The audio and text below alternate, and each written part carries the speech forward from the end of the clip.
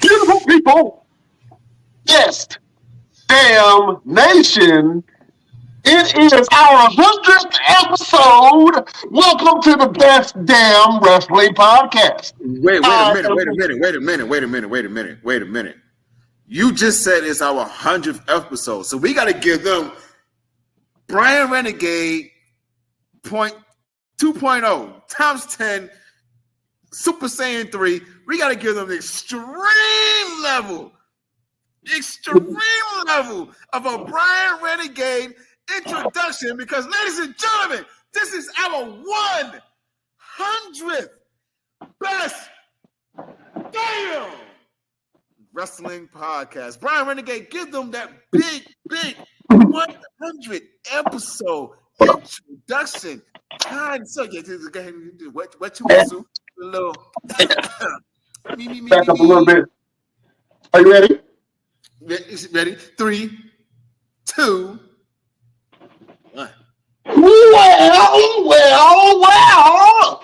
Beautiful people, best damn nation. It is our 100th episode. Welcome to the best damn wrestling podcast. I am your humble host, Brian Renegade, but I'm not so humble today because I have one of the best damn crew members, one of the best damn wrestlers on the freaking planet. He is the green-eyed bandit. He is the grappler amongst grapplers. He's your mama's favorite wrestler, and he can whoop your daddy ass, Mr. Everything, Roosevelt. Man, I'm here dressed for the occasion with my new look. What you think? I see, man. You about looking like me right now. You know what I'm saying? Yeah, I'm thinking about joining the crew. Crew. Come on over to the bald side. Come to the bald side. With the beard. You know what I'm saying? Yo, it's 100th episode, man. Listen, we have done so much in so little time, and finally we are here at the 100th episode, and man, we're going to run down a lot of really quick things. We're probably not going to be before you very long, or it might be before you very, very long, because you know how we do. We lose track of time. We have so much fun that we just lose track of time. So, Brian Renegade, what are we talking about today, man, on the 100th? First of all, before we get to that, that it's 100th episode. Yeah. We couldn't have gotten here if it had not been for our sponsors. So, Mr. Renegade, if you don't mind, kind sir, now who our sponsors are that has gotten us to this point of 100 episode. Oh man, just to give you a rundown of some of our sponsors, man. Big shout out to Ghirardelli Chocolates, man. We absolutely love Ghirardelli Chocolates, especially Chef Showtime. Shout outs to Russell Stovers, man. We got 2 chocolate sponsors for the best damn wrestling podcast. Shout out to Fanatics, man. We not only have a WWE store, we actually have a NHL store. We have an MLB store. We have a NBA store with Fanatics, man. So shout out to Fanatics. If you want some good deals on Fanatics, shirts, jerseys, all that stuff, go over to our Fanatics page, man. Also, we have Upside app. You know what I'm saying? Get Upside. You know what I'm saying? We also are sponsored by Marriott Bonvoy. Thank you, Marriott, for sponsoring your boys. And also Hilton on that thing. Hilton Honors, man. Thank you, Hilton. We also have Nature Made, where we give shout-outs damn near every show. So shout out to Nature Made. If you guys saw Mr. Everything in the beginning, give a big shout-out to our sponsor, Nature Made. We also have another nutrition company that we work with called Brick House Nutrition. So shout out to Brick House. You know what I'm saying? She's a brick. Yeah. Get some Brick House Nutrition in your life. Also, shout out to healthlabs.com, discountcontacts.com, eyeglasses.com, Pete's Coffee. Man, the list goes on and on and on. IdleCam, which is our camera sponsor. So shout out to just some of our sponsors, man, giving them some love for supporting the Best Damn Wrestling Podcast. It ain't been easy, but y'all been greasy, and we appreciate y'all. Like Clay Cut. And real quick, I want to give a big shout out to one of my sponsors. Man, listen, your boy is going to Germany. I'm putting booster faces. I'm hitting the PYT. Protect your teeth. And Frankfurt, Germany, man. So shout out to my man, Jody Johnson of the Square Circle Championship Wrestling. He sponsored my ticket to be able to get over there. And I am going to Germany, and I am knocking dudes out. You know what I'm saying? I'm knocking dudes out. And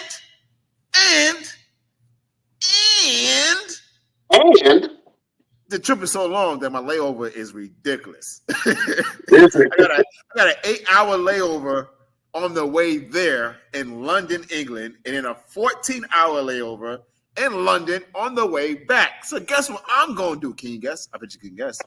What you going to do? You going to drink some tea and eat some crumpets? I'm going to get some tea and some crumpets.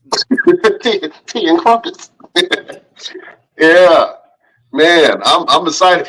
Shout out to England, man. We also have some supporters over there that listen to the Best Damn Wrestling Podcast, and one of the countries that absolutely love your boys over in Eastern Europe is Brussels. You know what I'm saying? So shout out to the city of Brussels, man. Y'all are MVPs in my heart. You know what I'm saying? When I started looking at the world map of people that listen to the show, we got people all the way in Japan that listen to your boys, man. So, shout out to you guys for supporting us on our journey, man. It has been a hoot of a ride. Roosevelt, real quick, sir. First of all, what do y'all think about Roosevelt's new dude? Don't he look more evil? Just a little tad evil. You know what I'm saying? Shout out to, there you go. Yeah, man. But listen, real quick, give people a rundown of the Roosevelt Territory, or as I like to call it, or the what is it? The Mr. Everything Takes Over Europe, or I don't know what you want to call it, man. The Booster Faces PYT tour. That's what it's going to be. Yeah, the assassination tour. Yeah, absolutely. So yeah, man, I'm going out there with Uncle Sir Mo. If you guys don't know, you should know Sir Mo from Men on the Mission. It was him and King Mabel, who later become Viscera, Big Daddy V. I'm going over there with Sir Mo, and we're gonna put on a show with Fight Back Wrestling out there, and I'm excited. He's actually going to do a seminar, and your boy is going to be his assistant. I'm making somebody give up them guts. Somebody giving up the guts with the drills. The cardio drills. Okay. Okay. When you say give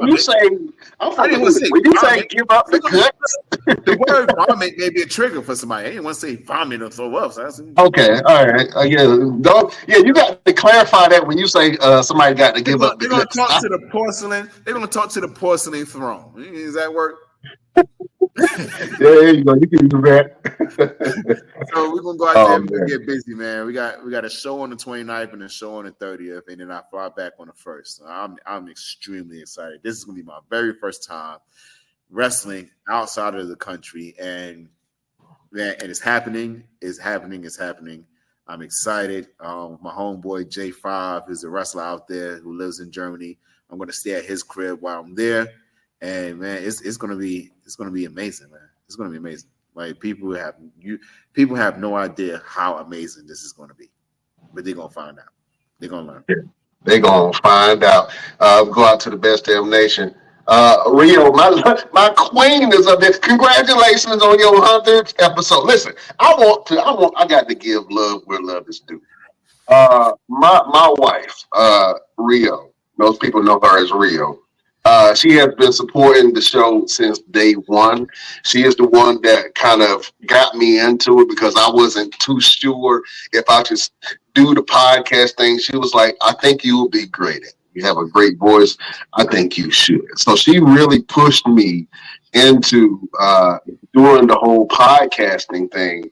And she has supported me every step of the way. She has helped design shows. She has helped create content. And so I just want to show her some love. I wouldn't be here doing what we doing right now if it wasn't for her. So shout out to my wife, Rio. Thank you, baby. You're the real MVP of the Best Damn Wrestling Podcast. And she don't miss an episode, Jack. She don't miss an episode. You know what I'm saying? And also, we going family with this, man. Both Mama Renegade and Mama Everything has supported us. And I said, look, long as my mama like the show, I don't give a damn about nobody else. Exactly. You know what I'm saying? So both of our mothers, man, has been showing us love and support on our podcast journey. So I just had to give a salute to them. And of course, the Best Damn Nation, man. Thank you guys for supporting us each and every episode that we have. Real quick, give us a rundown of who we have had on this show. Man, we've had the legendary, the Hall of Famer, Ron Simmons. We've had EC3. We had Gangrel. We've had Rhett Titus, Cheeseburger, Bob Evans, Mark James. We've had R-Truth. We've had Ricky Morton, Kerry Morton. Man, the list goes on and on and on and on. And we're just going to keep bringing more stars, more legends, more Hall of Famers to this product, to this platform, because that's what we do, baby. That's what we do. We make things happen. We've had Mud Bros. We've had rap artists. We've had a financial advisor who does life insurance, man. And we're just going to keep growing. We're going to keep growing. We're going to bring on some actors. We're going to bring on some models. Listen, anything that we can help you guys make your life better, make you more informative about something, more entertained. That's what we bring into the Best Damn Wrestling Podcast. It ain't just about wrestling. It's about everything. And you can't do everything if you're not going to be Mr. Everything. Absolutely. Absolutely. Thank you for that, shirt. Man, I'm excited because this is our 100th episode. And I was like, you know what? I was going to talk about wrestling and what's going on in the world of wrestling. But screw all that, because we are throwing our own damn wrestling tournament this Sunday to commemorate our 100th episode, man. And we got some of the hottest wrestlers on the indie circuit in the East Coast that have been doing their thing for years, man. A couple of new upstarts and a couple of absolute legends in the game. So we are so excited about this Hyperdrive tournament, man. And I want to talk about this. Is the brainchild of Roosevelt. Real quick, man. So just tell them about the tournament and give them some of the rules for the tournament. And then we're going to talk about our first 3 matches on June the 9th, man, which I'm so excited about. And we're going to talk about who we got size Mondays on. So go ahead, Roosevelt. Absolutely. So this Sunday at 12 p.m. Eastern, okay? Well, actually, we're going to be starting around 11:50. 11:50. We're gonna be starting around 11:50. So y'all make sure y'all tune in at 11:50. But the first match is going to start immediately at 12 o'clock, and these are the rules of the matches. It's going to be 3 3-minute rounds with a 30-second rest period in between rounds. The decision is made by pinfall, submission, or knockout, which means your match could end in round 1 or go the distance of 3 rounds. Every match will end differently. If you leave the ring and one of your foot touches the ground, you forfeit the match. If you throw your opponent outside the ring and they foot touch the ground, you forfeit the match.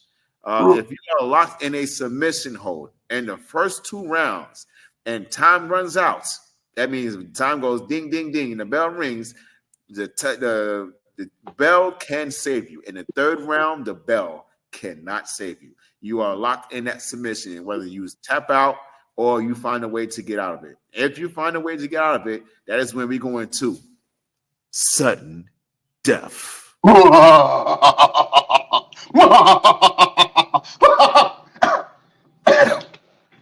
Sudden death. Yeah. Remember your age. Remember your age. In the 3rd round, if we go into sudden death, whoever scores the first pinfall, submission, or knockout wins the match. Sudden death can only happen in a submission situation. Okay, so if the time runs out in your match and there's action going on, both competitors are eliminated. Ooh. Okay.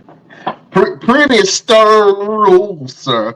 You know what I'm saying? Me, myself, I'm a rule breaker, so I'm glad I ain't in this match. I would have been done, I would have been stabbed somebody with, some- shake somebody like New Jack. Yeah. Yeah, man. Let's talk about one of the first matches that we have on this card, man, which, like I said, I'm very excited about. And I just want you to talk about these two people that are wrestling in the first match, man, or one of the first matches. We have your boy Blade Brown versus the Maverick.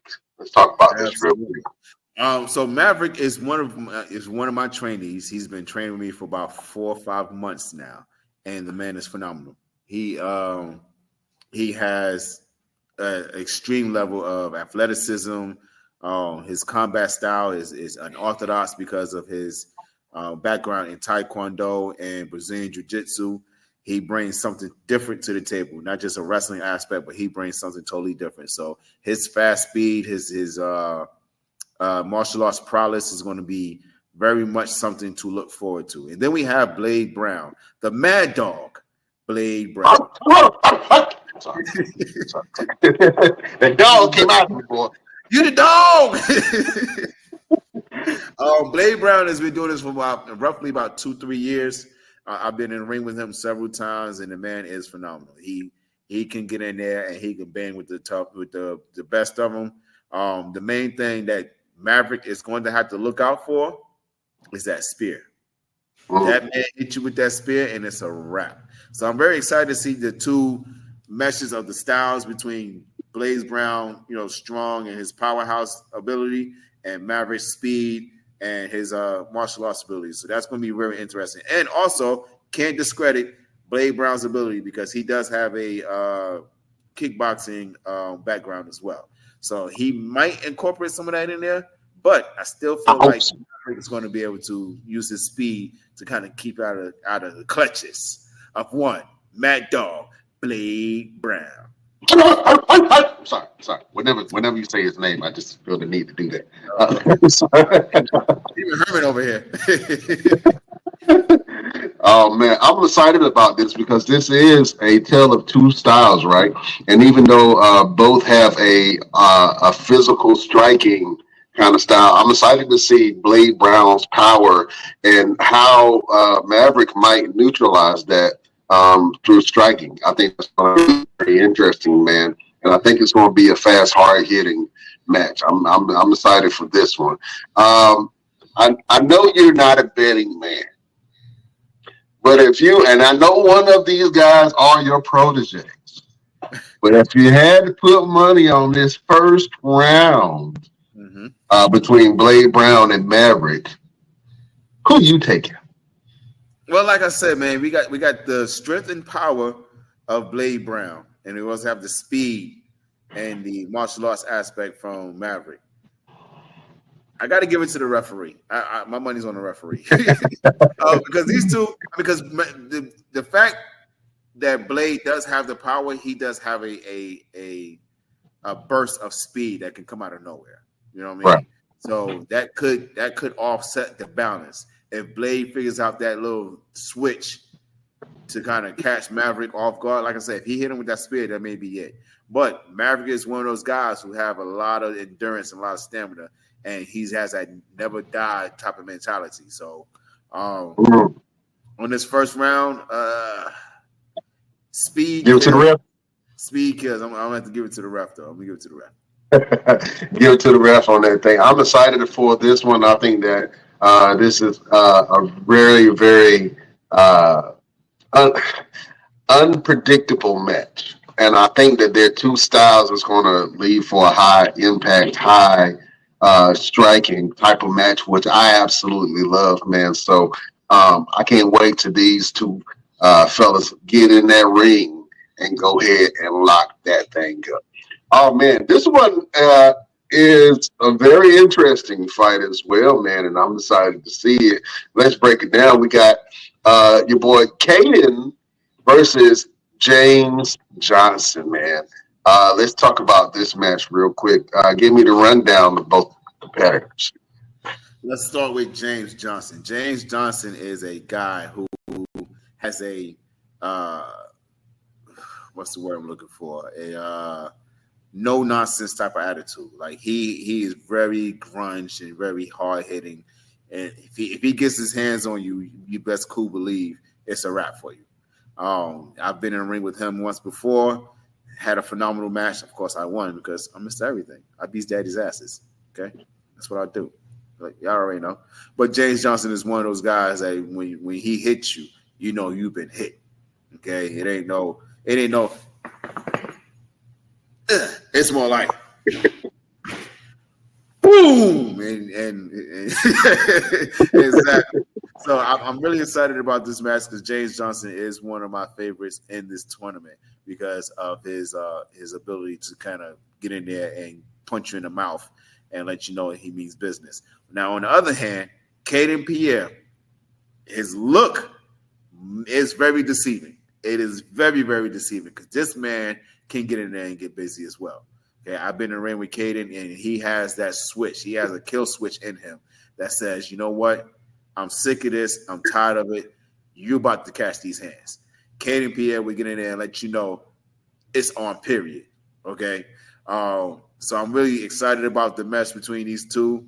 The clashes of their two styles. Caden has a very athletic style. He can get in there and throw some backflips and some moonsaults and everything else. And then, you know, James Johnson, if he get his hands on you, it's a wrap. With this match, I'm going to have to give it to sheesh. All these matches are going to be so tough because of the styles, man. And I've been in the ring with honestly, I've been in the ring with everybody that's in this tournament. Everybody that's in this tournament, I have been in the ring with. So I know what they bring to the table. This match right here, I'm going to have to give it to James Johnson, though. I'm going to have to give it to James. Yeah, James look like he don't put up with Papa don't take no mess. That's what they look like. But you know, Caden might surprise everyone. You know what I'm saying? And I'm excited about this match too, man. I think that the two styles are going to clash really well, and we'll see, man. I'm so excited about this tournament, man. So this is one of the matches, man, I think is going to take a couple of people by storm, man. And they're going to see the talents of these two individuals, man, and see what they can really do in that ring. So I'm excited about this match. I think it's going to be an absolute slobber knocker. Oh, man. We got another match, and this is the third and final match of the night. And I'm excited to see this, man. Your boy Stephen Meeks, the king of the Meat Freaks, is taking on Trey Havoc, man. And Trey has been making a name for himself on the independent circuits, man. Actually, both have. And so I think this is another. It's crazy because all three of these matches, you have an offset of a powerhouse versus a smaller guy who has striking ability of sorts or technical abilities of sorts. So these two styles are well displayed in this first round, man. Let's talk about the king of the Meat Freaks, Stephen Meeks, versus Trey Havoc. Yeah, right off the back, man, I'm going to be honest with you. I'm going to be totally honest. I respect both these men. I've been in the ring with both of them. I've trained with both of them. If Meeks does not find that kill switch in him, he is going to lose this match. Because the way Trey Havoc has been running ruckshot through every competitor he's been in the ring with, I've been in the ring with him, and he's shown me he has a very no nonsense, I'm not playing no games type of attitude.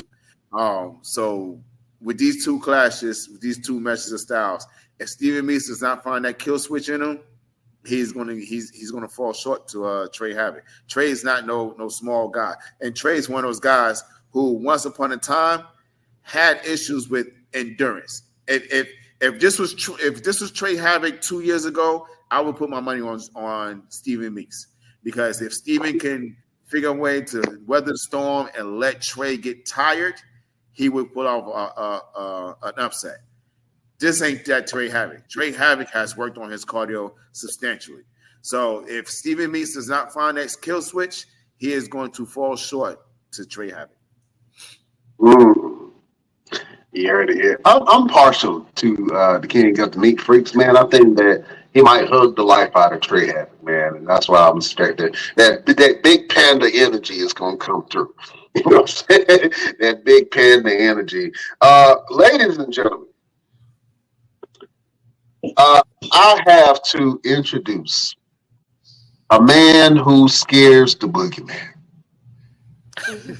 I once saw him beat Jason's ass. He was walking too slow. He whooped Jason and Freddy Krueger together.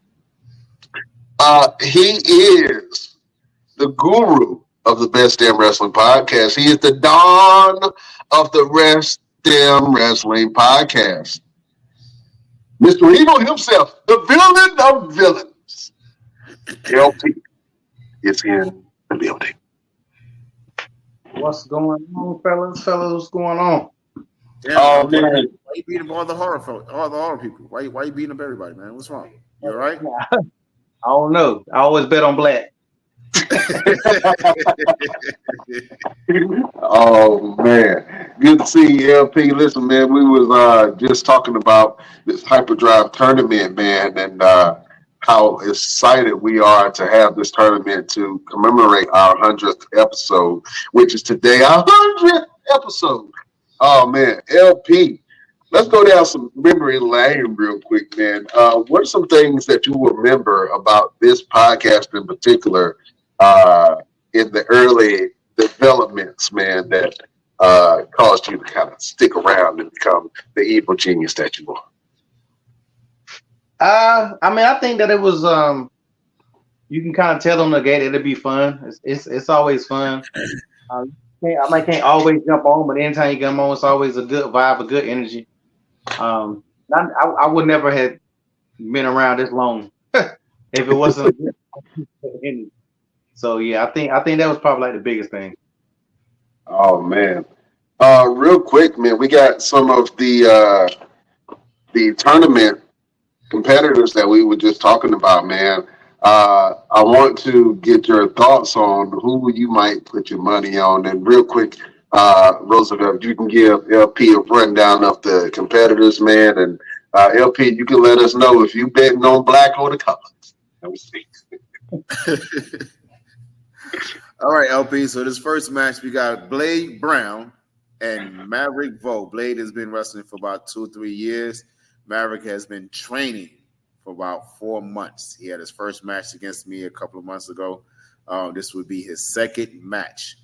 Now, on the other side of things, Maverick has a Taekwondo background, mixed martial arts, Brazilian Jiu-Jitsu. Blade Brown played football, coaches football, and he also has a kickboxing background. Who you got your money on? Well, I mean, just looking at that, you got the alpha male. What was that black guy named? The alpha male. What was that wrestler? Monty Brown. Yeah, you got the alpha male Monty Brown versus Kyle. So I gotta go. I gotta go with the brother right there. He looked kind of hungry. So yeah, he looked like he gonna tear that dude to shreds. So yeah, I gotta go with the brother on that. Okay.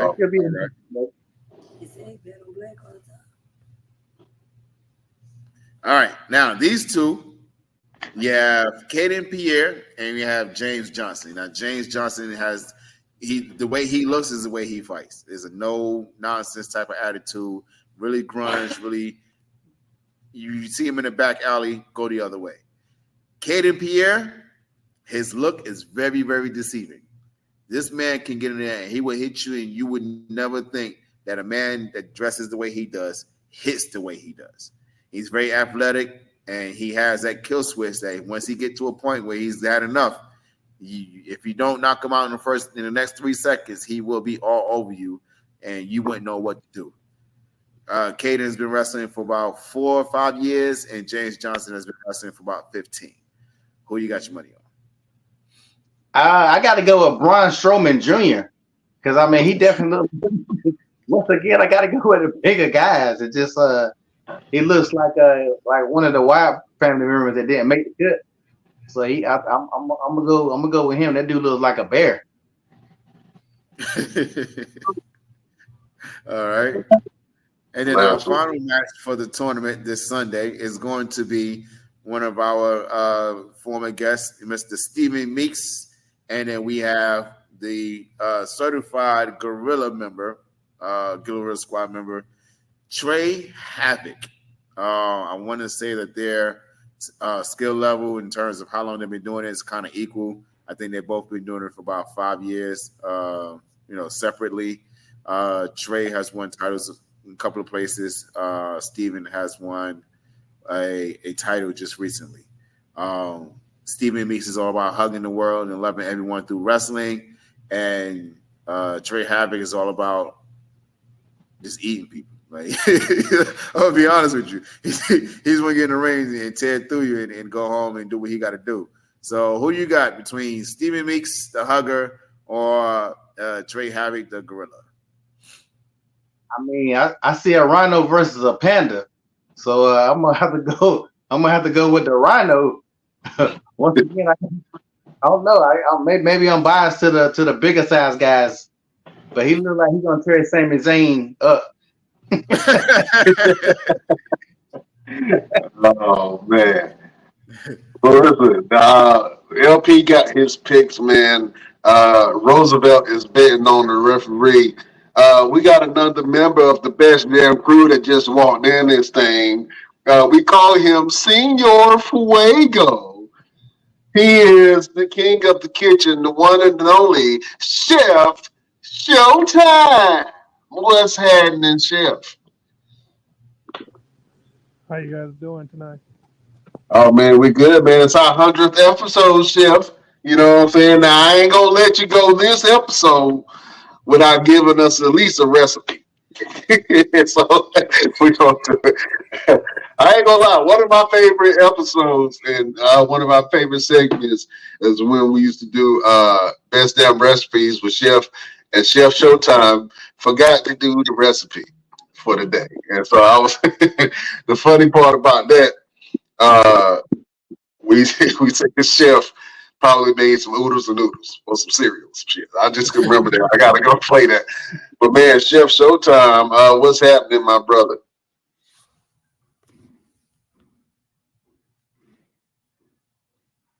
Chef over there cooking some Vienna sausages or something.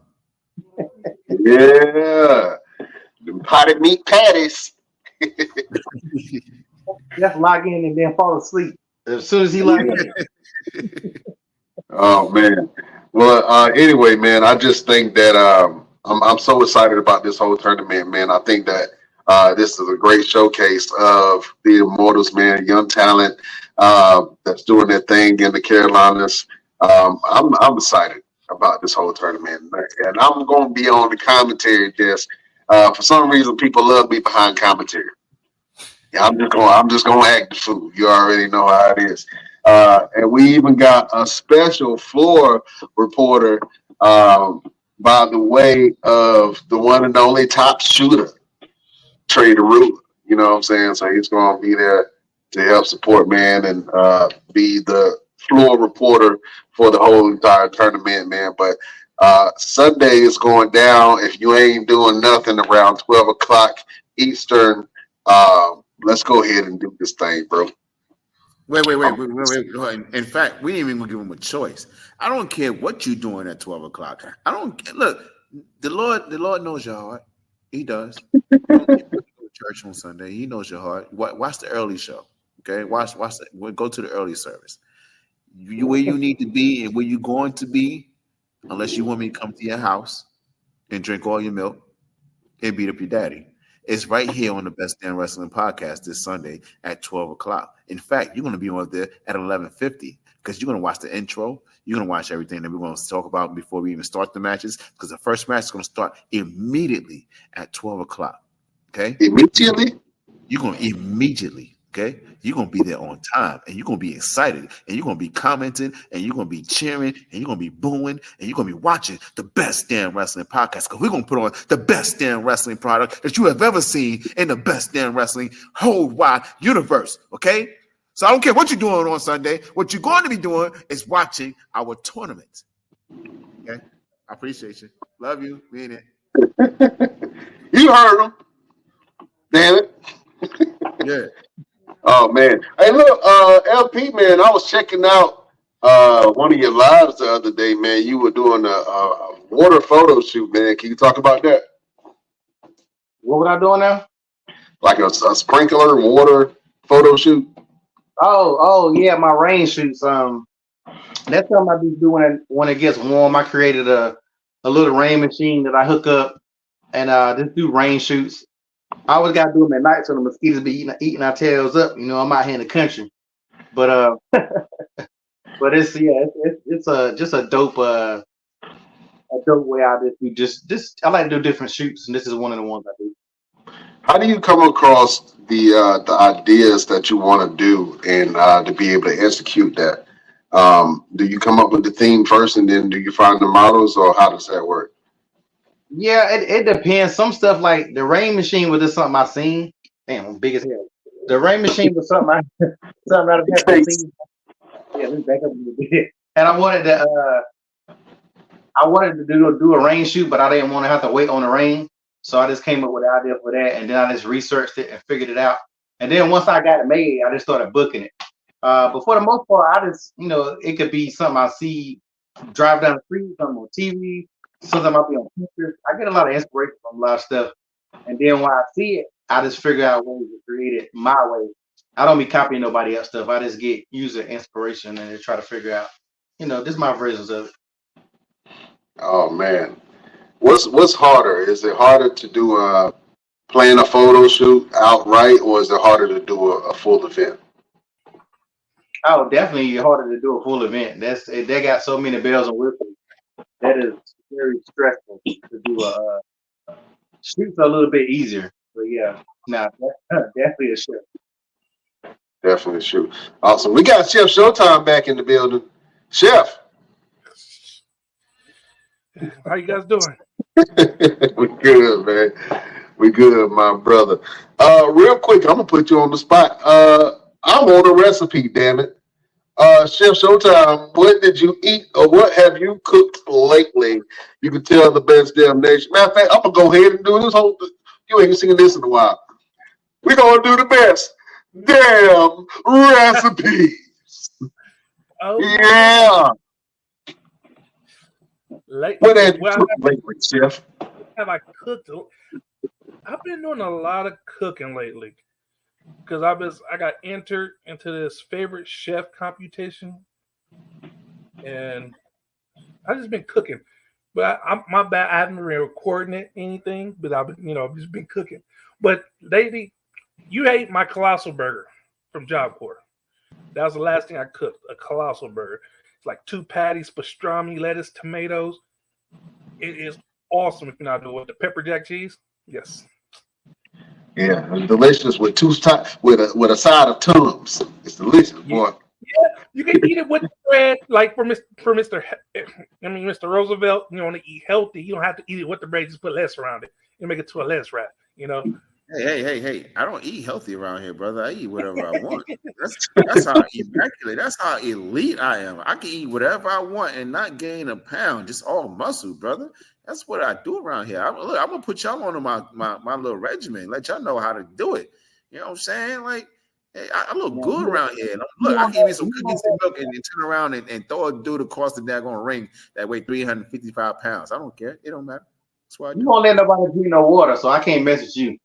You can drink the water. You can drink. You just don't offer it to me. I'm not drinking it. Water is for bathing, okay? I keep telling y'all it's for bathing. Wash your body. Don't put it in your body. Hey, real quick, fellas, what do y'all think about Mr. Everything or Roosevelt's bald fade? It ain't quite bald yet, but it's close, LP. You see him. He trying to be like us. Tell him to come over to the party. You could tell a fake bald head when you see one, and that's more the fake side right there. That's that John Cena borderline stuff right there. Just come on over. You gonna come over? Don't play with it. Come on over.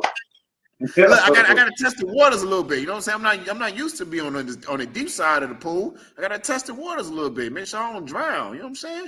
Come on, let it go. Let me wear my life vest a little bit.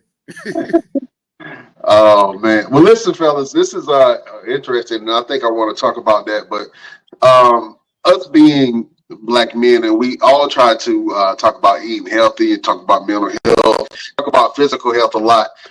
June is Men's Health Month, and I want to shine some light on that because Mr. Everything but Roosevelt is running for Mr. Health and Fitness right now. Can you talk about running for that particular contest, and let us know why is it important for us as black men to get our health on track? Absolutely. So right now I am in the running for the Mr. Men's 2024 Mr. Men's Health and Fit competition. And with the competition, we are raising money for childhood cancer research. The biggest thing with this is, yes, it is a contest. I get it spread in the magazine. I win some money. But the biggest thing outside of that is understanding our own health. A lot of times we're black men. We don't want to go to the doctor. Our shoulders can be hanging off by our knees. And we would say, you know what? I got things to do. And I think that's the biggest thing. I think the biggest thing is because we always feel like we got something to do. We got to go to work. We got to go pay a bill. We got to go get the car fixed. We got to go pick up the kids. We got to make sure the lady's fine before we even take care of ourselves. We got to make sure everybody else is good before we take care of ourselves. But the main thing about that is what I learned from what they tell you on the airplane. In the event that a plane crashes and you need to put on your oxygen mask, you apply your own mask first before you help anyone else. That's what we need to start doing in terms of our own health. We need to make sure that we take care of ourselves before we start taking care of everyone else. Because if we fall apart, there would be nobody to be able to take care of everyone that we want to take care of. We'll be no good to anybody else. So get your physicals, get in the gym if you need to, or if you can. I'm not saying if you need to, if you can. Get in the gym if you can. If you can't go to a gym, find a way to do a home workout. Just keep yourself up. You know what I mean? Just keep yourself up. When you feel better, you look better. You look better, you feel better. So the contest is still going on. In fact, tomorrow is the next round of eliminations. I am number 7 in my group right now. I need to stay in the top five in order to move on to the next round. So please go out there and vote right now. They're doing 2 for 1. So if you go out there and vote, your 1 vote become 2. If you decide to buy votes, if you buy 10, it becomes 20. So the more votes, the better. If you share the link, that would be great. I'm going to post the link down here for you guys in a little bit. But it's going to help everyone in a major way when I win this contest. You know what I'm saying? When I win this competition, it's going to help the Best Damn Wrestling Podcast. It's going to help the Best Damn Wrestling crew. It's going to help the community because there's some things that me and Brian and the rest of the crew are putting together that you guys don't know about yet. But when you find out, you're going to be like, yo, these 4 black men did that. And they did that not only just for the culture, but for family, for kids, for adults. We doing this. And when it happens, man, listen, y'all gonna hear it. Y'all gonna remember when I said on the 100th episode of the Best Damn Wrestling Podcast that 4 black men came together and decided to talk wrestling and life in general, and it made something else extremely, extremely important happen for the world. Absolutely, man. Absolutely. So go support Roosevelt on his journey to become Mr. Health and Fitness, and go support Chef Showtime in his competition to become what's the competition, Chef? Favorite chef. Favorite chef.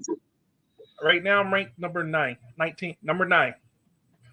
out of 26. It's a 9th or 19th. That's 2. 9th. Okay. Right now. Awesome, man. So y'all support these 2 brothers as they on their journey to greatness. LP, you in the competition too? Oh no, I'm in that competition called life. I don't know where I'm ranked at, but I'm still in the game. Oh man, You got some love, man. The best damn photographer, LP. LP do his thing, man. So y'all keep on supporting LP and everything that he got going on, man. That brother is out here changing lives and making people look sexy again. You know what I'm saying?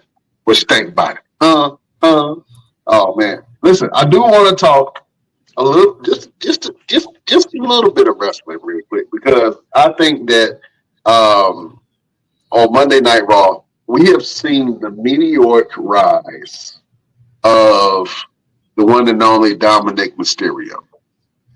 Now, I've seen Dominic from when he was a baby, not a baby, but a kid, coming into the wrestling game, all the way till he started wrestling with his father and getting involved with his father's storylines. And then all throughout the podcast for the last 2 years, we have called Dominic Sagi. We have called him horrible. We have called him every name under the book. And then he got with Judgment Day. And then he started having these vignettes with Rhea Ripley, started calling her mommy, reminiscent of Eddie Guerrero in China.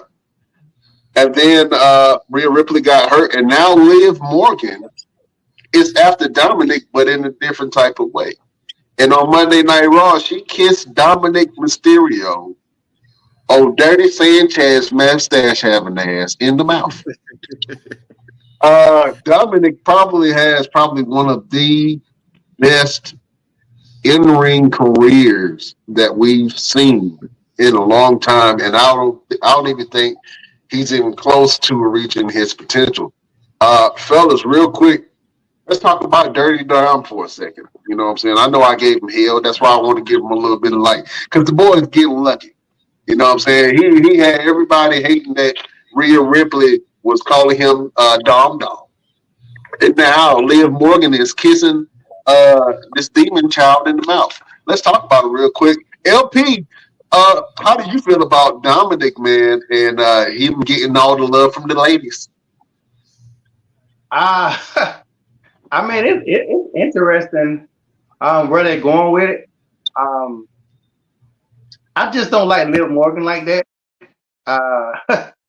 I mean, she's attractive and all that, but when it comes to Rhea, when Rhea come back, she's going to destroy Liv Morgan no matter what the situation is. So I'd rather have been a female that might could have gave Rhea a chance. But it's very interesting in the story, though. It definitely it's definitely cool the way they're doing it. I don't see Liv joining in the Judgment Day or whatever. Because Liv is Liv even a face? I don't know. Liv doesn't even come off as a face. So I think she comes off more of a heel. So I think maybe when Rhea come back, I think Rhea may end up being a face, just like Roman becomes a face. Because I think that's how they're gonna play it. I don't know. It's gonna be interesting, but I think they're gonna play it with Rhea becoming a face when he comes back. You think they're gonna bring Rhea away from Judgment Day? I think they have to, but you can't take Rhea and Damien from Judgment Day. If you take both of them, you might as well just end Judgment Day. So, which they probably going to end Judgment Day after a while. But when Judgment Day ends, what's going to happen to all those members? That's why they need to keep Judgment Day. But between Rhea and Damian Priest, one of them got to go. I don't know which one's going to be, but I think they're going to take one of them out. I can definitely see that, man.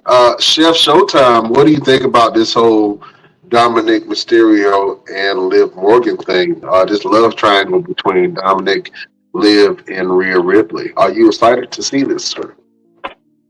No. I don't think nobody's excited.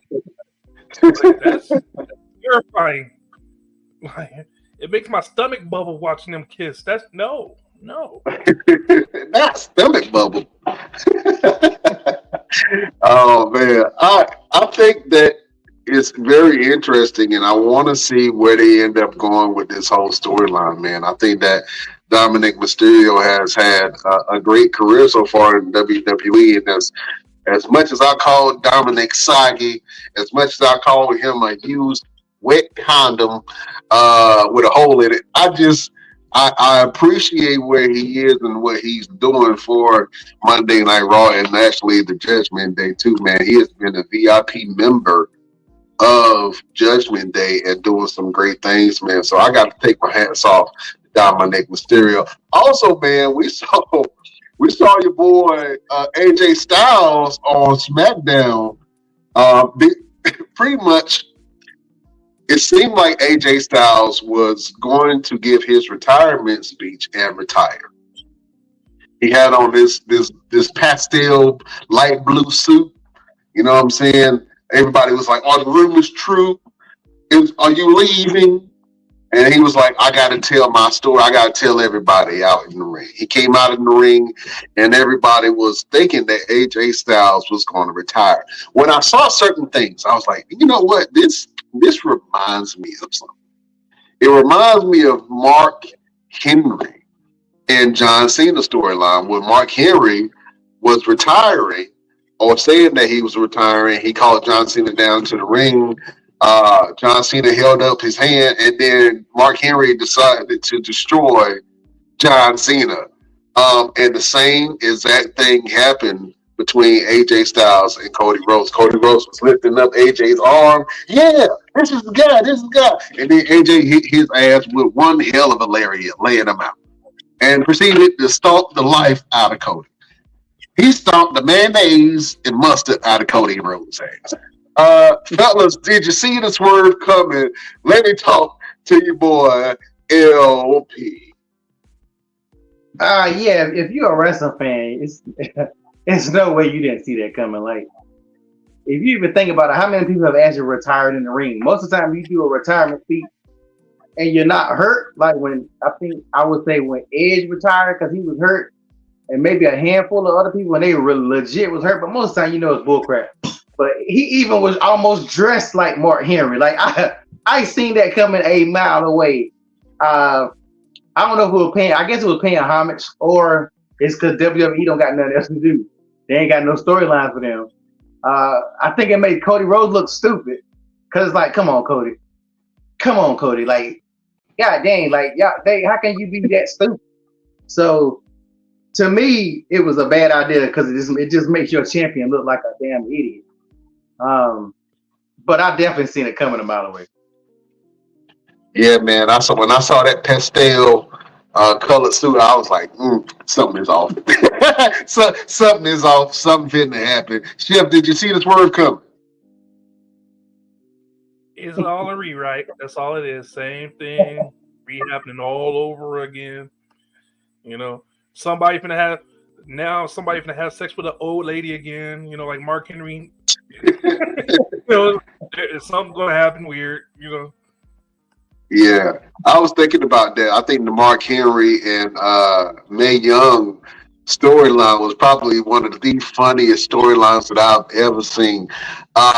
Mark Henry being a young sexual chocolate sex symbol of a black man, and then Mae Young was at least 70 or 80 at this time, and they had a storyline where they were doing the nasty, and Mae Young got pregnant by Mark Henry big ass and ended up giving birth to a hand. I didn't understand the whole hand part.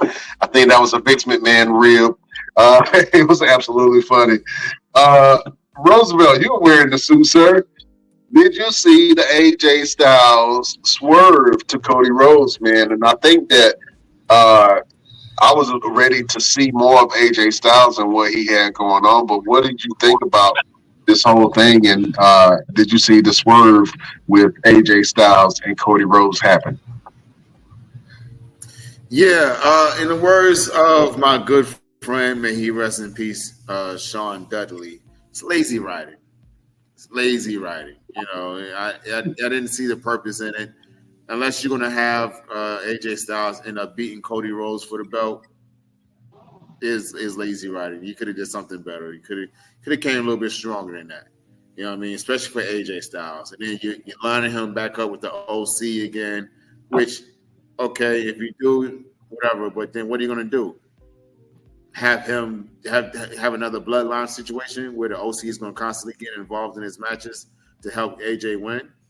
Like, it's getting to the point where it's just lazy writing, and they got new writers. So why are we going backwards? We shouldn't be going backwards at all.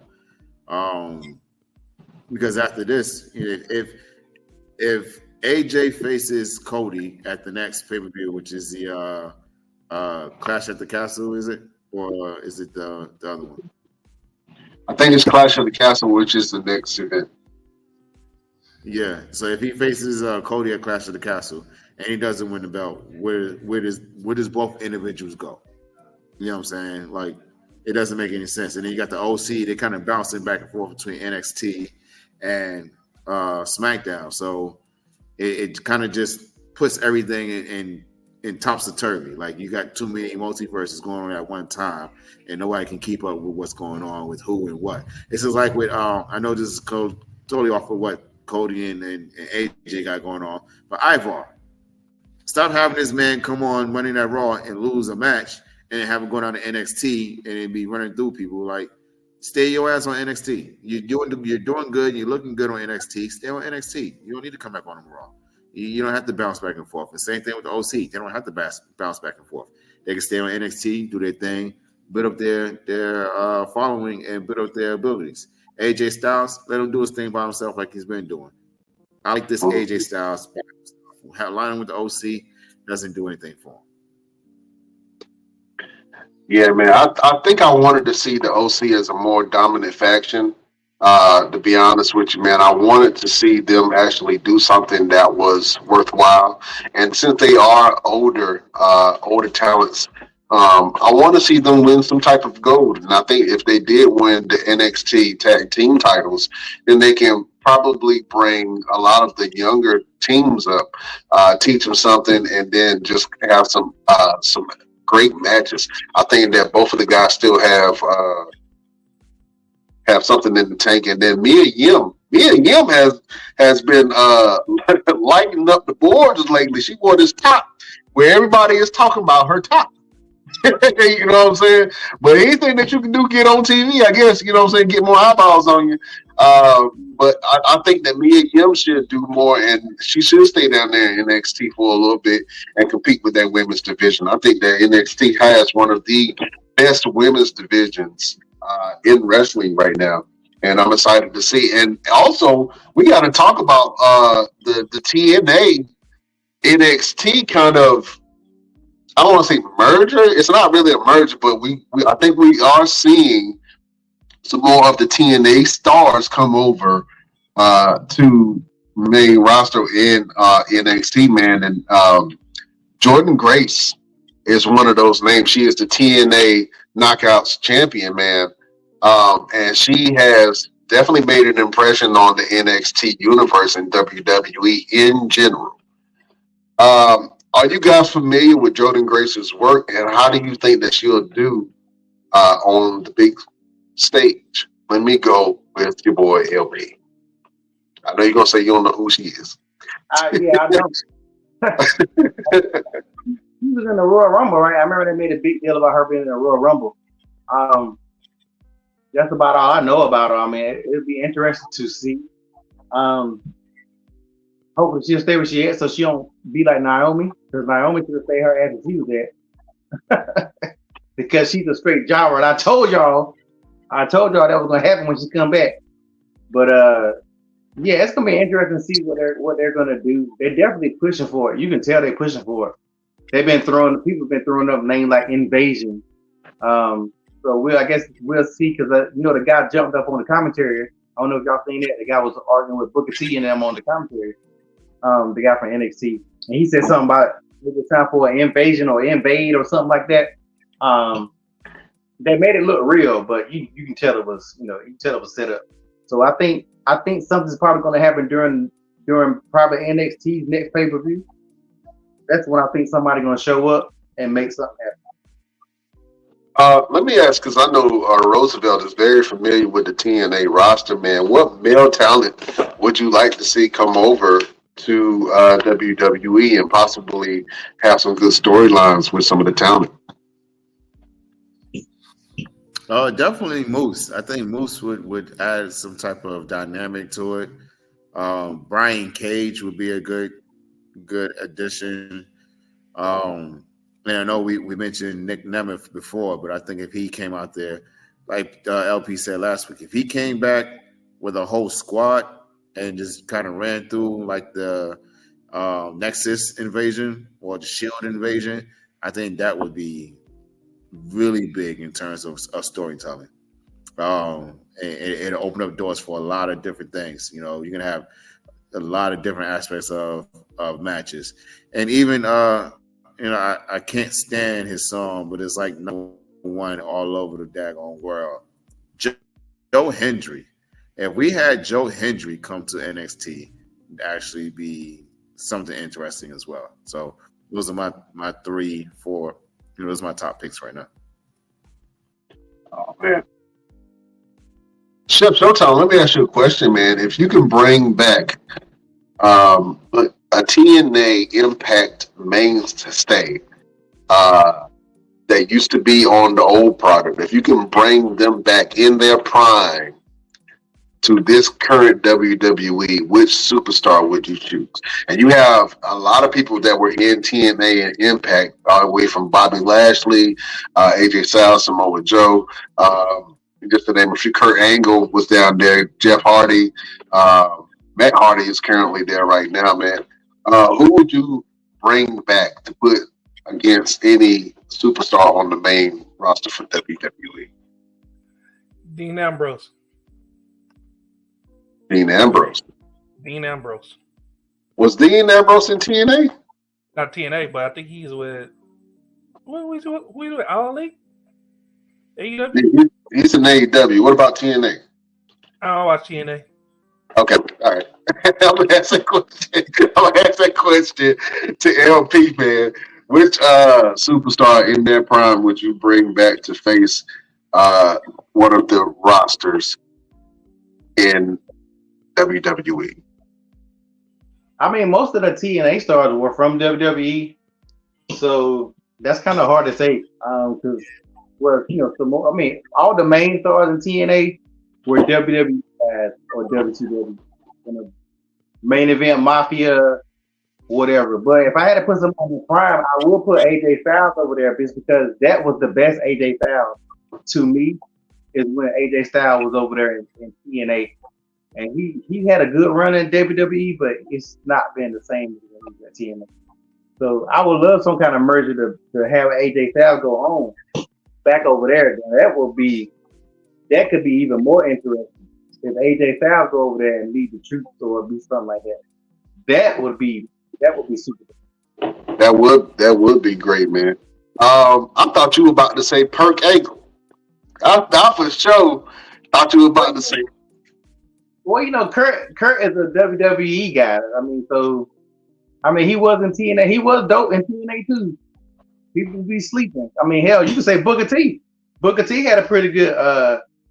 You know what? If I had to do anybody that was a WWE star, I would say Christian, because TNA is where Christian really got his foot with. When he left, he won the championship over there. That was the first time people really gave him his respect. Was in TNA. So if I can say anybody, I would say Christian and your boy right after Christian. What's his name? Black dude. My brain done went down. Christian. K Quit. What's K Quit name? Oh, R-Truth. R-Truth. Jesus Christ. R-Truth had a pretty good TNA run too. Like, that was a good thing about TNA when those WWE stars was to get their respect. When they was over there, they really was boosting their stuff up over there, because he was pretty. I think he was did he go by Ron Killings when he was over there? I can't remember what he went about when he was over there, but he had a pretty good run over there too. Yeah, that's why I had to ask you that, because I wanted to give some light to TNA for people who aren't really familiar with TNA or TNA product and what they've been able to do over the years. They've really positioned themselves as an alternative now. They're starting to do some type of a merger. I don't know if it's a merger or I think that the two companies are just working together, and both have some really great talent. I would love to see Top Dollar come back. You can add me on that. You know what I'm saying? I would love to see Top Dollar do something. You know what I'm saying? But like, I'm bad. Hit y'all with one of them. We good. We good. Oh man, don't do that. I would Don't do that. I would like to see Gunther be a better wrestler, but you know, it ain't gonna happen. Oh man. Especially because Braun Strowman is doing so good right now. Braun Strowman is literally the Big Show 2.0. That guy is never going to do nothing. Braun has the same stuff he been doing. Come on, bro. Like, you're too big. He's a baby face right now. LP, cut him some slack. Hey, Gunther's another Sid Vicious. He about to burn out fast. Please. Sid, please. The disrespect. You can't back up your Gunther talk, but Braun Strowman literally backs up his talk by literally. The only thing they can say Braun Strowman is if he end up joining whatever, if they're gonna do this Wyatt 6 or whatever they're gonna pull off, if they're going, because he's rumored to be part of it. That possibly they could get people back. No. They making Gunther seem like he's good. He didn't even beat Randy. The rep didn't see the shoulder up. He's not the king of the ring. He beat Randy. His shoulder was up. His shoulder was up. Was not pinned.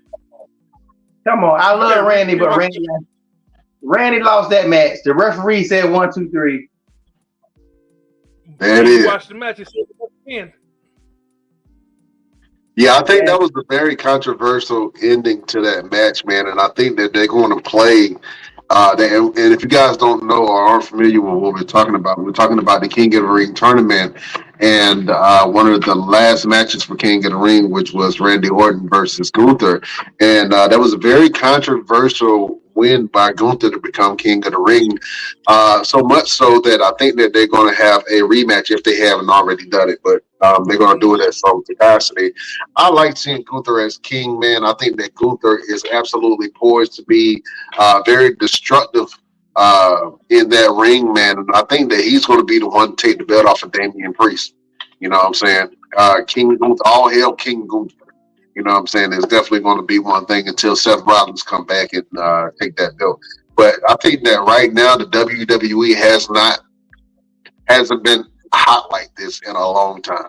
As far as the talent pool that they have, I mean, you have some very, very big stars to the point where big stars come back and they're viewed as the roster. You know what I'm saying? When you have a CM Punk come back and CM Punk is just looked at as part of the roster. I know he's a big star, but amongst all of the stars on this roster and amongst all of these wrestling giants on this WWE roster, man, it's kind of easy to kind of fall between the cracks, man, and try to find your footing and your placing. And I think that's where a lot of the older talent is and a lot of the young talent are trying to find their way. But with all these superstars jam-packed on one roster, I think it can be very difficult to find out who your next champions are, because everybody wants to be in that top spot. You know what I'm saying? LP, let me ask you a question, man. Who do you think is going to be the champion at the end of the year? I don't think it's going to be Damian, and I don't think it's going to be Cody, to be perfectly honest. I think that both of them are going to lose those belts before. I mean, you got to think, the end of the year, that's how many months is that between now and the end of the month? That's still a decent run. Yeah.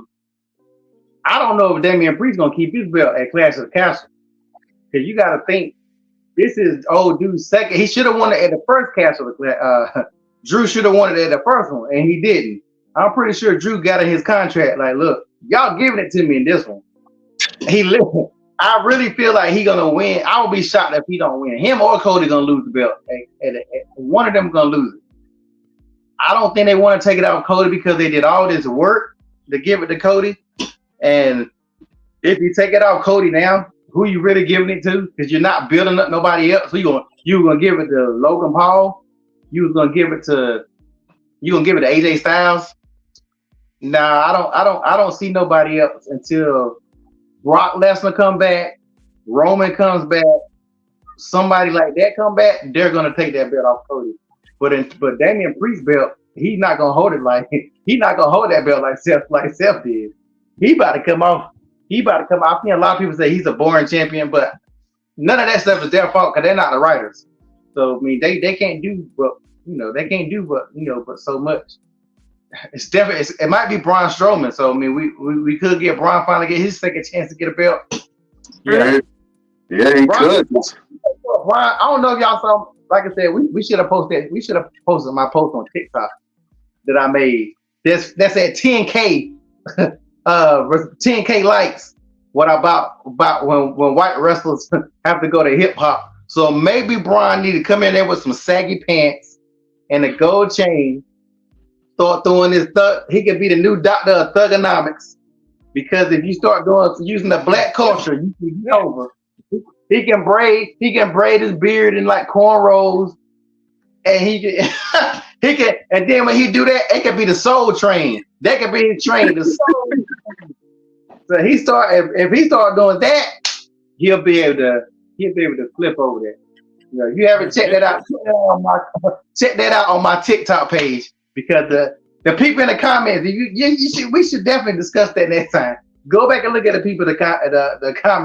That was very interesting about that post that I made. Yeah, man. We'll repost it for you. I want to see it because I haven't checked it out yet, man. But that's a very interesting thought concept, LT. You know what I'm saying? Taking on wrestlers taking on cultural appropriations to get over. You're not lying. I've seen it. So let me catch everybody who didn't see. So I made a post and I was like, I forgot what it was. Basically, it was just like white wrestlers never use black culture to get over. So then when you scroll, I had the Nasty Boys. I think I had Nasty Boys, Public Enemy, Too Cool. I had K Quick and Road Dogg. When Road Dogg had a little bandana, talking, let's get rowdy. He used to be Road Dogg. He actually Road Dogg in that version and his DX version, he used a lot of black terms, the black terminology, black swing. And of course, last but not least, the king of the culture vultures, I had John Cena.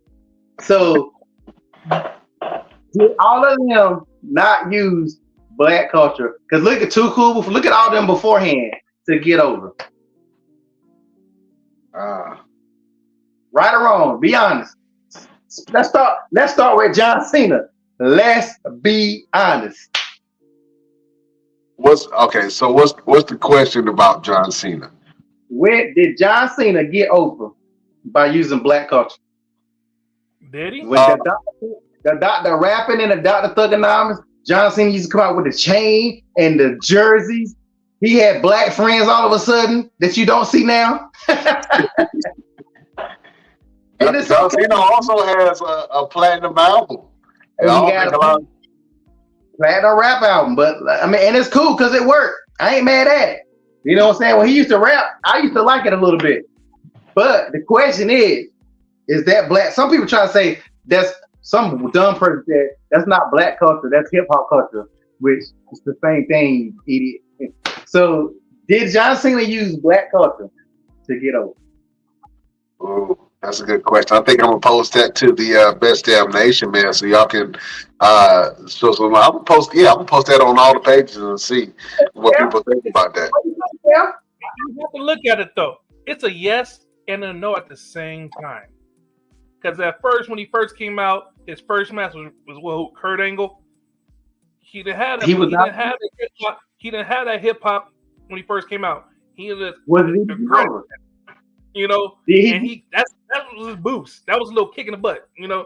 Then when he came out to Thugonomics, you know, I think they was trying to play because of R-Truth type of stuff, you know. I don't know. But did he not get over? That's when he got over because I'm gonna tell you how much of I'll pay attention to John Cena from the early days. So when John Cena started rapping, right after that Halloween party, he was dressed up like Vanilla Ice. That's where he started rapping at. Anybody can check the stat.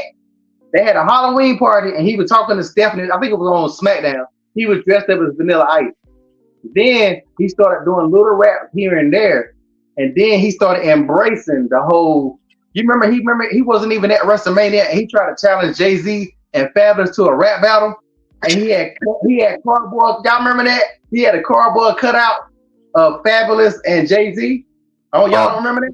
I don't remember that. I gotta go back and see that. Look it up. He didn't have a match.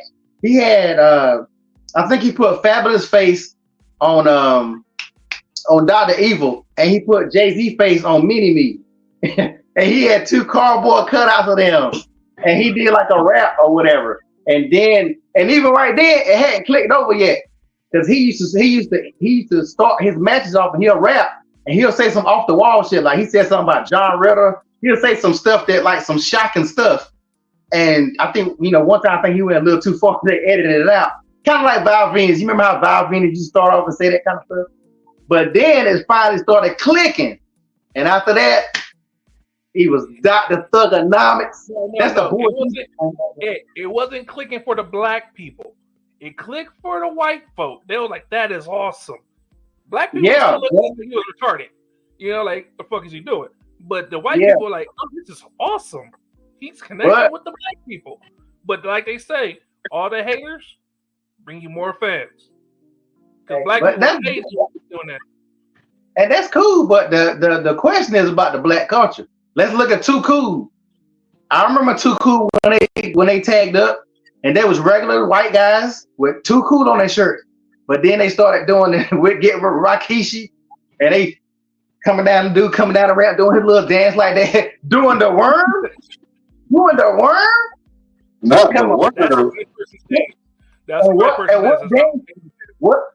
what dance do they do at the end? The damn electric slide. With Rikishi doing the electric slide. Come on now. Black culture. Don't get me started on what is it? Public Enemy. Oh my God, they were too old to be doing that mess. Oh man. Well, you brought up some good points, man. I think that culture in general has always been a hot button for wrestling. You know what I'm saying? And you've seen different types of cultures try to get over it. I think that a lot of people have played other cultures that they were not. Like Razor Ramon, he played a Cuban, and he was not Cuban by descent at all, man. And so you've seen different wrestlers take on different ethnicities and different cultures to be able to get themselves over as a wrestler.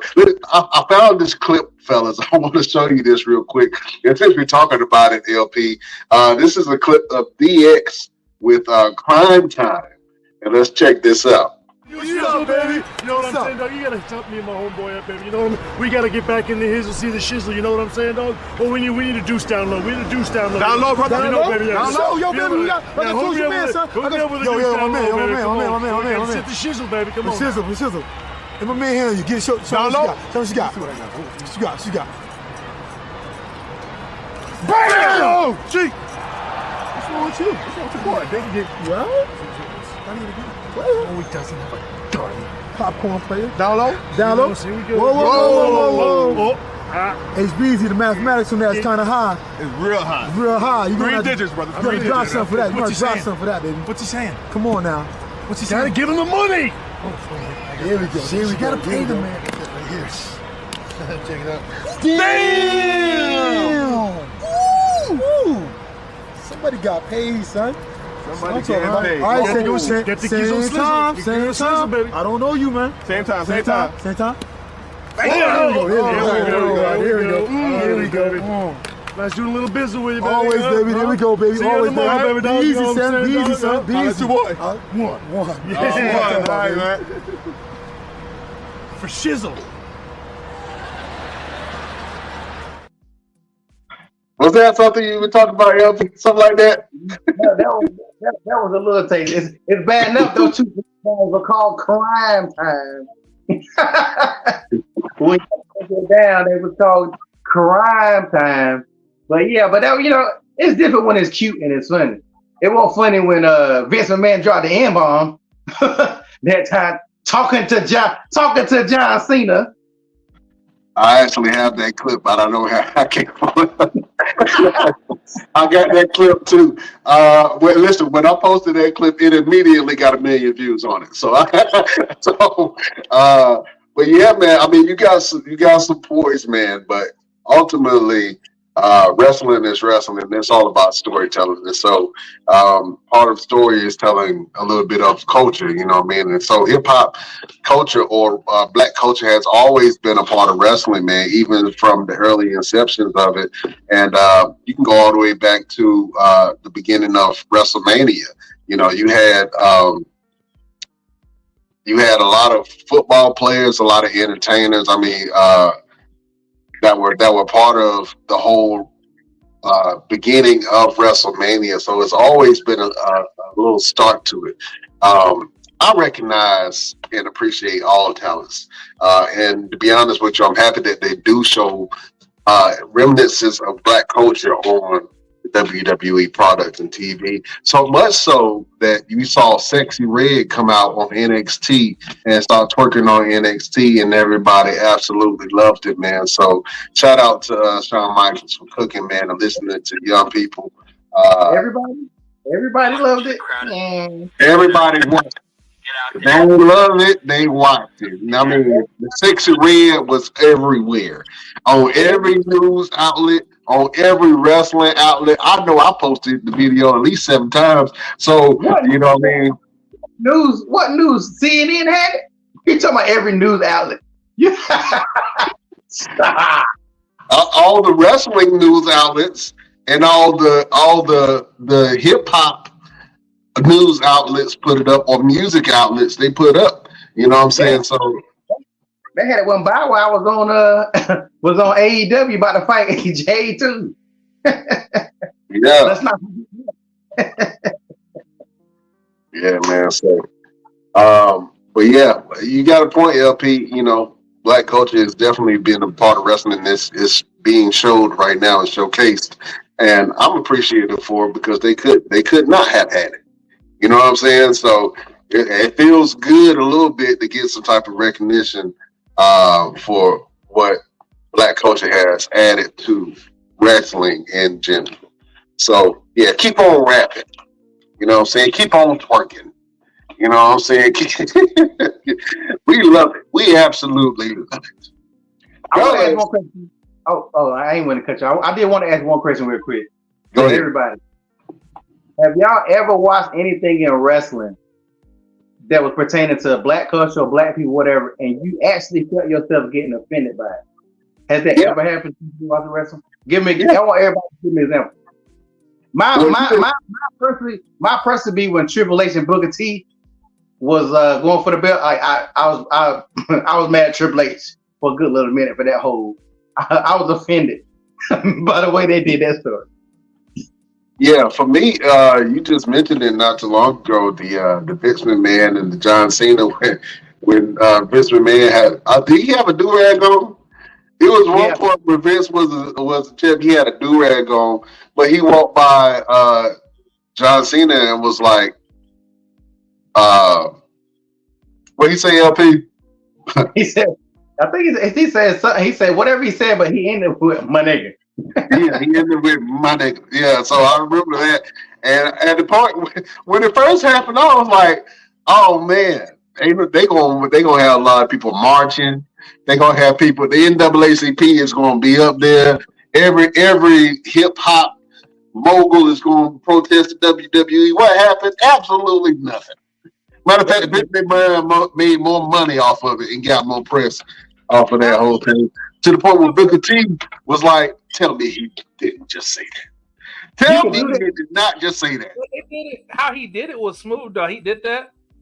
Then he brought Mike Tyson on the show, like the next month. He had to bring somebody black to make it seem like, oh, it was just an accident, you know. They brought Mike Tyson, my nigga, on the show. Like, people let it go after they see oh, it's Mike Tyson. You know? Yeah. That's one thing I can say about Stone Cold. Stone Cold was the biggest redneck, but they never went racial with Stone Cold. Like, never once did they ever. I would always praise WWE for that, and Stone Cold or whoever had anything to do with that. But like, you think redneck riding on the damn 4-wheeler, Stone Cold never even had a Confederate flag, if I ain't mistaken. When you think redneck, you think of those kind of things. They play Stone Cold characters right because they never did that. Not once that I remember. Yeah, and I think that he's gotten a lot of fans because of that. I mean, even though I love the whole Stone Cold character, man, and everything that he was doing. Still to this day, Stone Cold is probably one of my favorite wrestlers of all time. Just for what he's been able to do and transcend wrestling in a lot of ways, man. And when you say Stone Cold Steve Austin, you know that name is synonymous with wrestling, just like a Hulk Hogan or just like a Dwayne "The Rock" Johnson. So I've always appreciated, you're right, I've always appreciated the way that they've treated the Stone Cold character, because as a country boy, I can love Stone Cold and everything that he's doing, the beer drinking, 4-wheel driving, all that stuff, whooping ass, stuffing a mud hole. I can appreciate all that stuff without feeling offended. And I think that they treated that character really well, man. I'm pretty sure there's some things in the boat that we haven't seen, or some things that we probably forget. But you're right, I appreciated the way that they treated that character. So, Best Damn Nation, man. If you agree with LP and you want to see some more cultural appropriations, go to LP's page, man, and see what he got going on. LP has always been unapologetically pro-black in every aspect, you know what I'm saying? I love that about you, my brother. You know what I'm saying? We on a podcast that a lot of people from different races listen to us, but LP will always be unapologetically pro-black. You know what I'm saying? You know, so the nation of domination. The nation of domination. Yeah. Hey, to your point, LP, Dwayne "The Rock" Johnson didn't get his character over until he went black. And I know he's already black, but first he started off with his Samoan character and Samoan heritage, and he was able to get himself over once he joined the Nation of Domination and joined that whole move. Rikishi started getting himself over when he started dancing and pop locking and shit. You know what I'm saying? Rosie, I don't know if you guys remember Rosie, Roman Reigns' brother. Kind of same thing, you know what I'm saying? They started wearing the jeggings and the jerseys and going out there whooping people's ass as 3-minute warning, you know what I'm saying? So even the Samoans got to dig in their black side every once in a while to kind of get over, you know what I'm saying? Prove me wrong. Jimmy and Jay Uso, you know what I'm saying? Jimmy and Jay Uso, they were doing the whole Polynesian thing, and they were champions for a while, but they really didn't get popping until they started popping locking. You know what I'm saying? So, straight up. Hey, prove me wrong. Show me footage where, before the transition of, and like I say, and what's that, Chef? There was already champs before they was doing the popping and locking. But I didn't say they were champions. I said they got themselves over. They was up there. They was like 3 times champs before they was doing the popping and locking. Then the blackness, you know, that's part of that's a heritage though. Samoa's black. Everybody know that. Yeah, and I'm not discounting that too. You know what I'm saying? Now they don't identify with being black. They identify with their culture, right? The culture is Samoan. You know what I'm saying? But like I say, when they start popping locking, when they start listening to hip hop, when they start doing all their extra digging in those roots, when they start digging in those ancestral roots back to Africa, they kind of get themselves over. Like I say, The Rock is a prime example. The Usos, even though they were champions at one point, they didn't skyrocket until they started doing the Uso penitentiary stuff. You know what I'm saying? Yep. I'm surprised LP ain't say nothing about that. Why you ain't say nothing about that, LP? Huh? About what? About the what? Uso penitentiary. You know, hey, get into their black roots, and they got to mention a penitentiary, huh? You ain't say nothing about that, huh? Where's the outrage, huh? Where's the travesty? I can't catch everything, man. But hey, we all see different points. No, right here. Hey, This is just like I 100th said, episode. We ain't capping around here. It's 100th episode. Show us the tragedy, the heartbreak, the anger, the guru. Show us you, man. hey, you want? I tell you, the New Day did get popping until they started shucking and jiving. Until they started shucking and jiving for the balls. There's the other side of that. There he is. You want some There he is. Now there he pancakes? is. You want some pancakes, boss? You want some pancakes? The New Day didn't get popping until they started doing the damn jig. Oh. Okay, that's the other side of the coin too, right? That's the side. The Black Stars don't get over until they start dancing. You know what I'm saying? Until they start dancing. I mean, they can go in there and look mean and angry, but you know, all of a sudden they gonna have their ass doing the butterfly in the middle of the ring. Pulling out pancakes. Cause I remember when they first got together, they was not like they were later on. But then I don't even know how that transition went. I remember when they first got together to that. I missed that transition. Maybe I won't wrestle. I won't watch the wrestling in between that transition. So I don't know how they got to passing out pancakes. So when they first joined up, they was for real. So what happens? When did the New Day go from serious to shucking and jiving? They went from the pastors of positivity to Diddy version of TD Jakes. You know,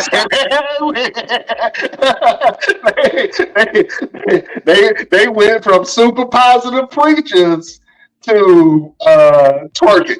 Yeah, I don't know how that whole transition happened. You know what I'm saying? But you know what we haven't seen? You know what we haven't seen? Except for a very short stint, and that was like a stupid little gimmick that they did with Jacqueline when she did the right to censor with them. We haven't seen any black female superstars actually go out there and show themselves like a professional woman. We haven't seen that yet. Yeah, every black female superstar has gone out there and done some type of twerking or utilized a butt in some kind of way in their matches. Go back and watch.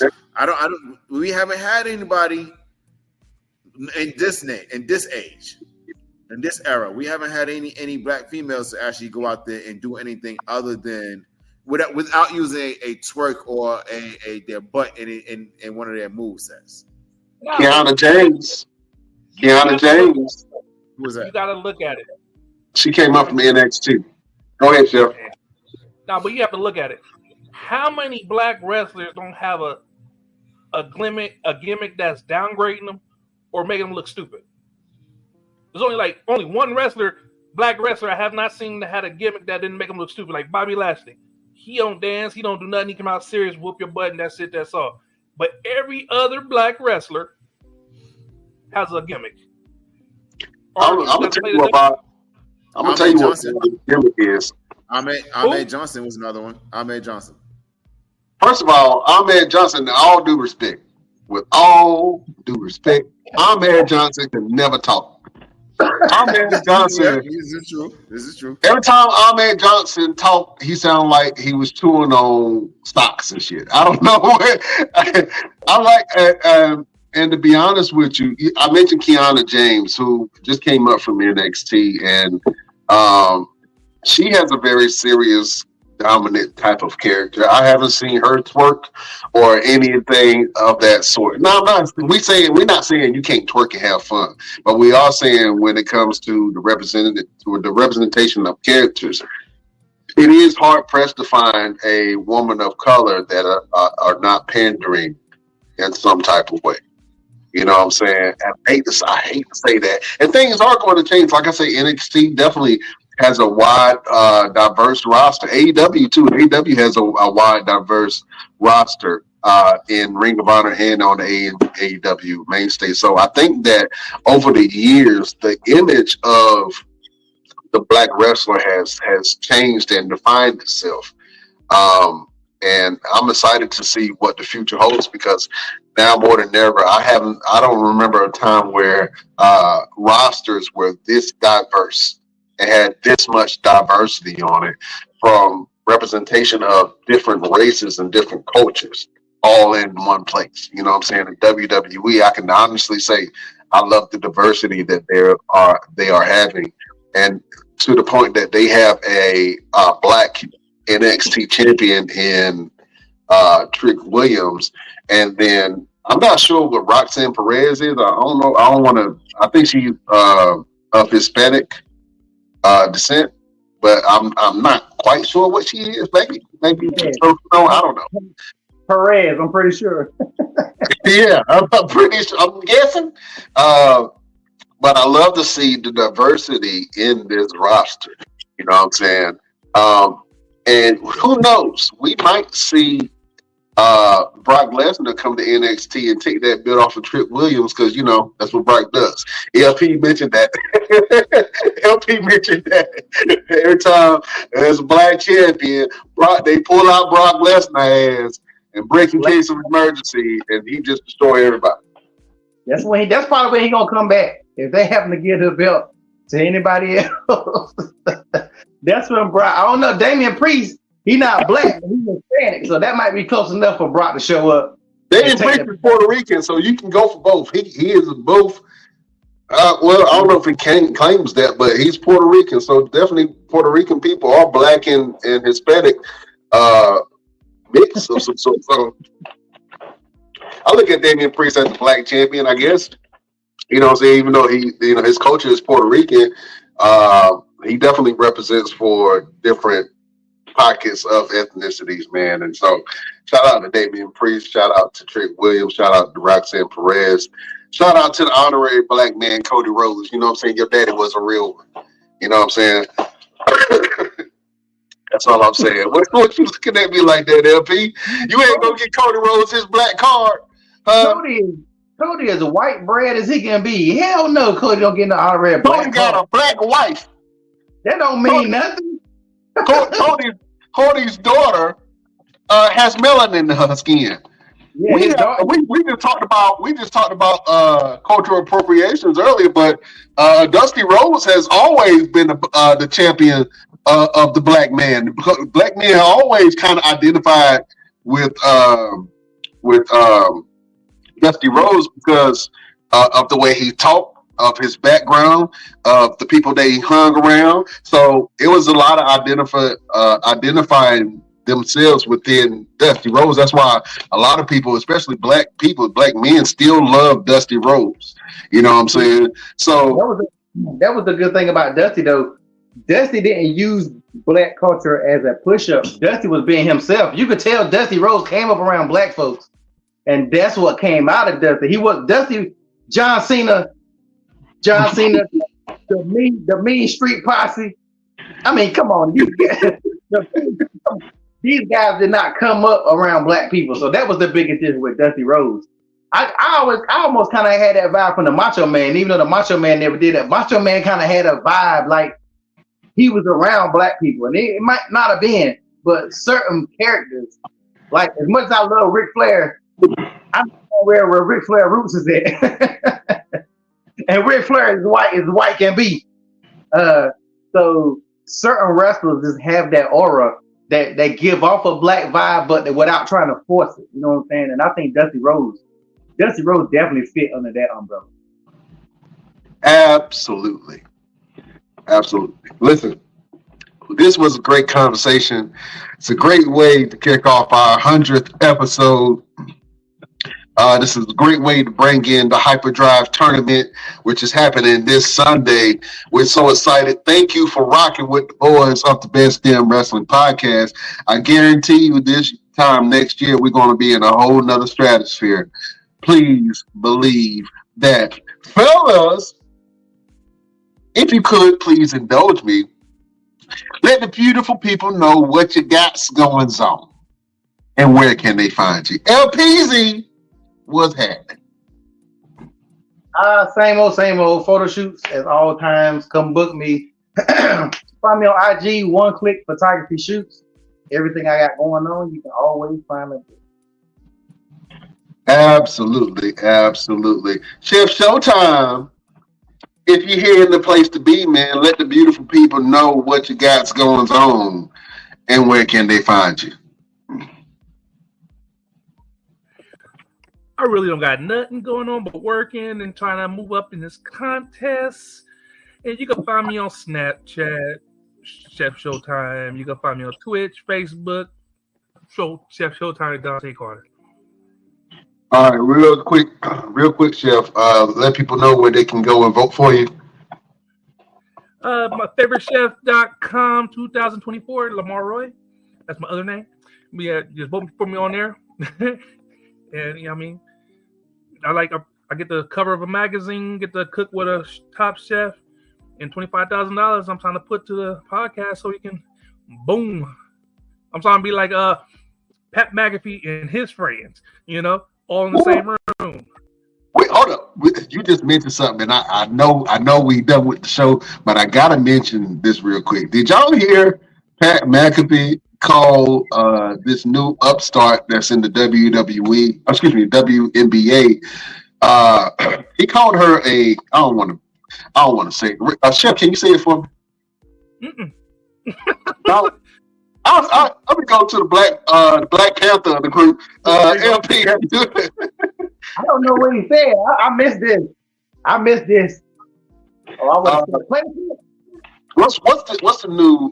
She's in the WNBA. God, I gotta remember her. Was that Angel Reese? No, not her. Not Angel Reese. The it's like Caitlin something. Caitlin Clark. Yeah. Say it again, LP. Clark. Caitlin Clark, the white savior. The white savior. Yeah, your boy Pat McAfee called this lady on national television a white bitch. And I think he was saying it. I think he was saying it in a positive context, which is kind of hard to say. But it's kind of, he wasn't being negative about it. He was kind of giving her flowers in the same way, but the way he can't, you can't justify that. I'm sorry. Honestly, Pat McAfee, he do not like Caitlin Clark because they said she's the next upcoming of Steph Curry, but her game play is trash. When I say trash, I mean trash. In college, she was the beast, but in the pros, you know how most people in the college are like, "Oh, I'm the bombers." They're good. When they make it to the pros, they fall off. And that's what she's doing.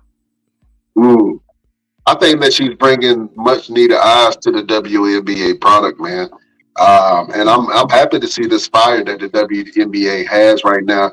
But Pat McAfee, you knew better, man. You on national TV. You can't call this woman a white B word. I'd rather have honest than lie. He can say it. He can get away with it. Stephen A. Smith couldn't get away with it, but I guess Pat McAfee could. No, but why Pat McAfee's mad about this situation? Because Caitlin Clark went to the finals, right? For college, and they lost. They lost against the Gamecocks. That's an all-black school. But they had Caitlin Clark in the papers, and them like, oh, it's a sad day for them, but they ain't talking about the motherfuckers that won. People don't like stuff like that. He didn't like that. Like, why you had the losing team on the front page instead of the winning team? Because they're all black? Yep. No. That's why a lot of people don't like Caitlin Clark. It's not Caitlin Clark's fault. She's just a girl playing basketball, but people want to force, just like right now, she got a hard foul last week, and people talking about it was an assault, and it was this and it was that. It's like, girl, you're a rookie. Angel Reese damn near got power bombed in a damn. Go watch the clip. Watch the clip. She got power bombed.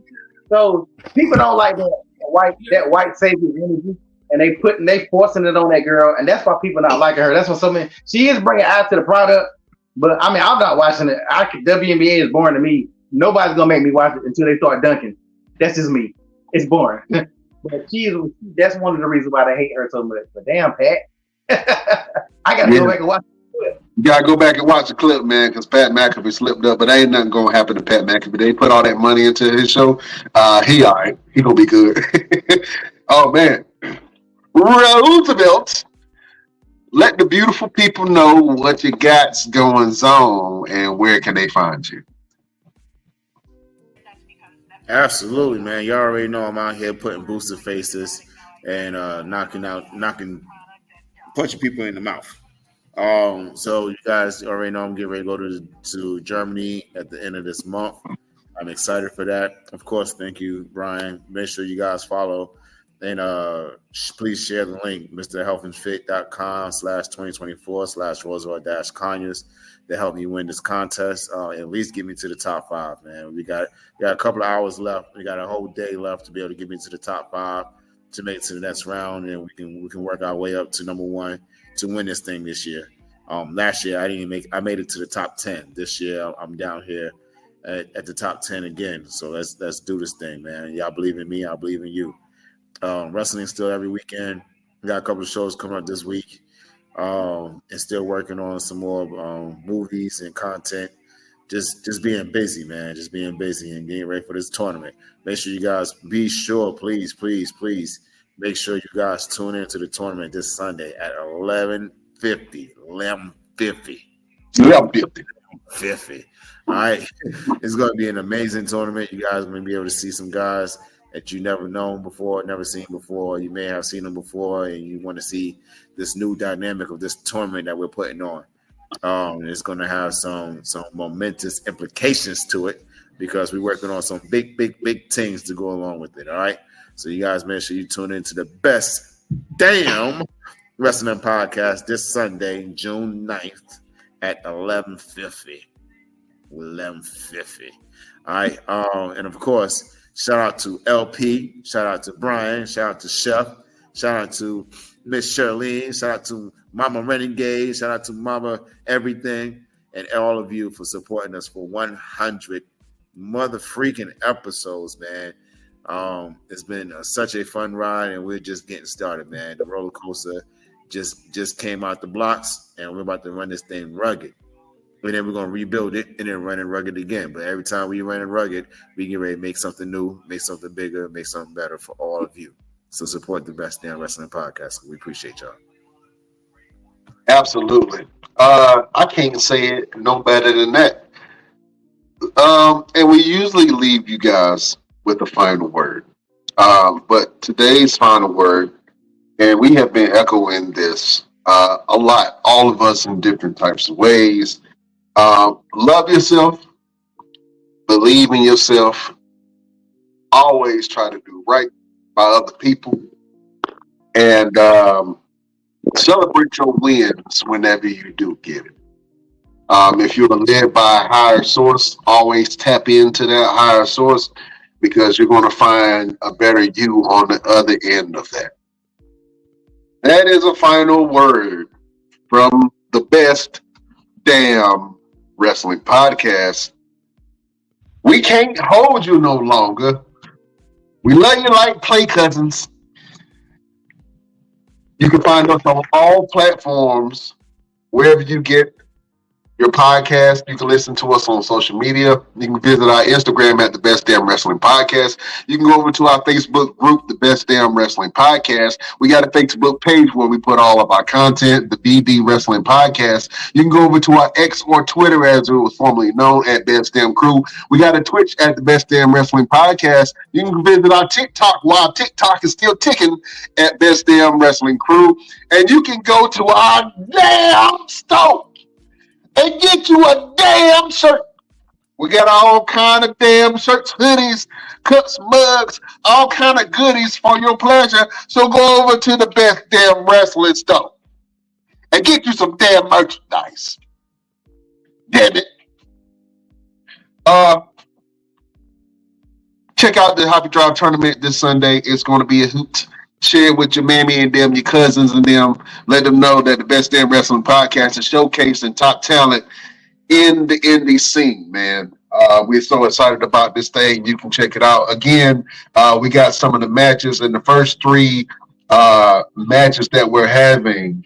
It's going to be Blade Brown versus Maverick. That's going to be an exciting slobber knocker of a match. We also have Caden Pierre versus James Johnson. That's going to be one interesting fight. And we also have the king of the meat freaks, Stephen Meeks versus Trey Havoc, man. So if you're not doing nothing on your Sunday, right after church, right before you eat, go and check out the Best Damn Wrestling Podcast and check out this Hyperdrive tournament that we are throwing for you in your viewing pleasure. Beautiful people, we can't hold you no longer. Mr. Everything. Actually, Roosevelt, let me get you to do the honors real quick, sir. You can close us out. Absolutely. Ladies and gentlemen of the Best Damn Wrestling Podcast, the Best Damn Wrestling Nation, we bid you adieu.